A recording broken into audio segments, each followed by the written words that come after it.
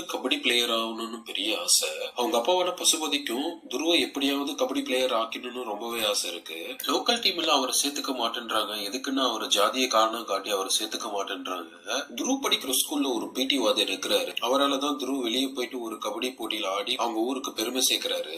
துருவுக்கு பக்கபலமா இருக்கிற அமீர் ஒரு கட்டத்துல செத்துறாரு. இதனால துருவ சில பிரச்சனைகள் எல்லாம் சந்திக்கிறாரு. அந்த பிரச்சனையில இருந்து துருவ வெளியே வந்து எப்படி கபடி வீரரா மாறுறாருன்றத படத்தோட மீதி கதை. மனதி கணேசனோட வாழ்க்கையில நடந்த உண்மை சம்பவத்தை வச்சுதான் இந்த படத்தை எடுத்திருக்காங்க. ஃபர்ஸ்ட் ஹாப் படம் ரொம்பவே நல்லா போச்சு. முக்கியமா இன்டர்வல் பிளாக் எல்லாம் செம்மையா இருந்தது. பசுபதி இந்த படத்துல ஒரு செம்மையான பெர்ஃபார்மன்ஸ் கொடுத்திருக்காரு. முக்கியமா லால் இந்த படத்துல செகண்ட் ஹாஃப் கொஞ்சம் லேக் அடிச்சாலும் கடைசியா ஒரு 40 நிமிஷம் சூப்பராவே இருக்கும். கண்டிப்பா இந்த படம் பாருங்க. தியேட்டர்ல போயிட்டு உங்களுக்கு ஒரு புதிய எக்ஸ்பீரியன்ஸ் கிடைக்கும். மாரி செல்வராஜ் வாழைக்கு அப்புறம் ஒரு பெரிய ஹிட் கொடுத்துட்டாரு. கண்டிப்பா இந்த படம் பாருங்க தியேட்டர்ல. துருவுக்கு இந்த படம் அடுத்த லெவலுக்கு கொண்டுட்டு போவோம். ஸ்கிரீன் பிளேவும் பேக்ரவுண்ட் மியூசிக்கும் சூப்பரா இருந்தது. இந்த விமர்சனம் உங்களுக்கு பிடிச்சிட்டா லைக் பண்ணுங்க, ஷேர் பண்ணுங்க, தென் கமெண்ட் பண்ணுங்க. Thank you so much.